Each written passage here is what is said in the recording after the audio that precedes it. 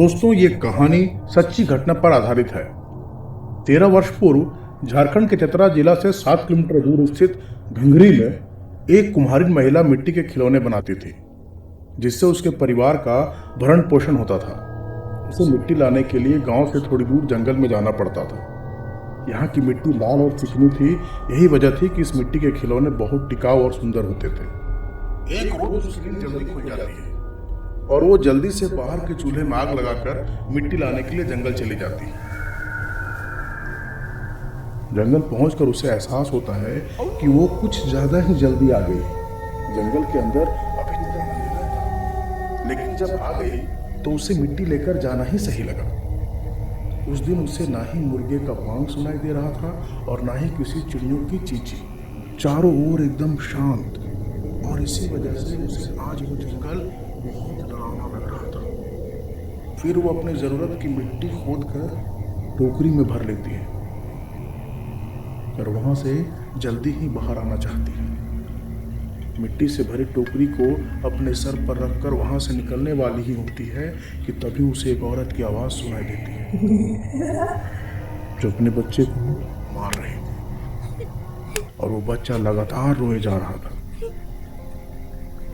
कुम्हारिन ये सुनकर सिर सी जाती है और इधर उधर देखने लगती है, पर कोई दिखाई नहीं देता। क्योंकि आवाज दूर से आ रही थी, इसलिए वो ज्यादा सोचे बिना ही वहां से निकलने लगती है। फिर वो आवाज धीरे धीरे तेज होने लगती है। उसे ऐसा लगता है कि वो आवाज उसके करीब आ रही हो। उसकी तेजी से चलने लगती है। वो जितना तेज चलती है, आवाज उतनी तेजी से उसकी तरफ होती है। अभी वो जंगल के आखिरी छोर तक पहुंच गई, लेकिन उसे महसूस होता है कि उसके पीछे से ही वो आवाज आ रही है। कुम्हारिन पीछे मुड़ने की हिम्मत नहीं कर पाती और वो तेजी से जंगल पार करना चाहती है। उसके कान में रोने की वो आवाज गूंजने लगती है। उसे लगता है कि वो दौड़ना शुरू करेगी, लेकिन उसे मिट्टी से भरी टोकरी फेंक दी। वो बहुत ज्यादा डर जाती है। उसके हाथ पैर कांप रहे थे। अब वो रोने की आवाज को बिल्कुल भी सुनना नहीं चाहती। वो मन ही मन प्रार्थना करती है कि उस बच्चे को कोई चुप कराए। पता नहीं किसने, पर उसके मन की बात को सुन लिया। वो मारने और रोने की आवाज खत्म हो गई। उसके जान अब उसे जल्दी से बस जंगल के उस पार जाना था। बिना किसी डर के वो तेजी से बढ़ती है। तभी उसे एहसास होता है कि उसके पीछे पीछे कोई आ रहा हो।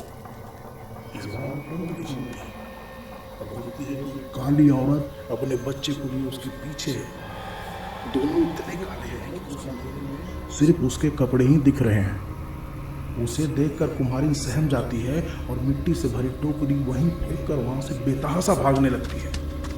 वो पीछे की तरफ भी देखती है। अब भी दोनों उतने ही करीब होते हैं, जबकि वे दोनों दौड़ भी नहीं रहे थे।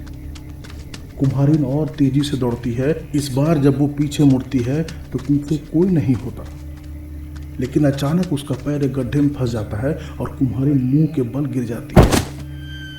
वो दोबारा पीछे देखती है। अब भी पीछे कोई नहीं दिखता, लेकिन जैसे ही वो सामने की तरफ मुड़ती है, उन दोनों को खड़ा पाती है। उसके पैर उल्टे थे, सिर चारों तरफ घूम रहे थे और वो अपने दांत लगातार कटकटाए जा रही थी। वो बच्चा तो सिर्फ कुम्हारिन पर ठहाका लगा रहा। कुम्हारिन ये सब देखकर कांपने लगी। फिर उसे पता नहीं क्या सूझा। वो अपने ब्लाउज में रखे माचिस निकालती है और अपने आगे पड़े कुछ पत्तों में आग लगा देती है। आग देखते ही वे दोनों बहुत दूर भाग जाते हैं। बच्चा रोने लग जाता है और उसकी माँ बहुत डरी हुई लगती है। कुम्हारिन समझती है कि वे दोनों आग के नजदीक नहीं आ सकेंगे, इसलिए वो तुरंत अपना साड़ी फाड़कर एक डंडे से बांधती है और उसमें आग लगा देती है। इस तरह से वो डरे डरे अपने गांव तक आ जाती है। उसके बाद गांव के सभी लोगों को अपनी आप बीती सुनाती है।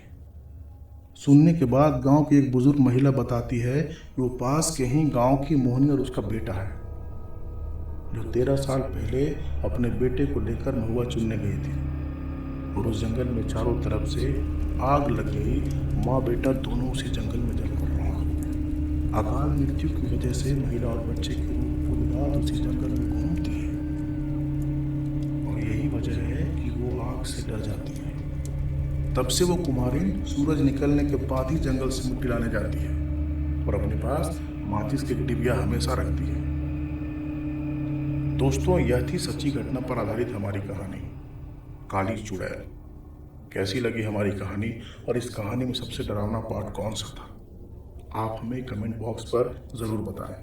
साथ ही अपने दोस्तों के साथ भी ज़रूर शेयर करें।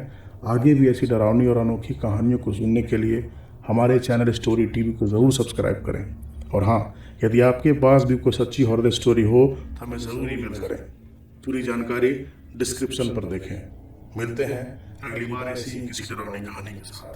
तब तक के लिए बने रहें हमारे साथ।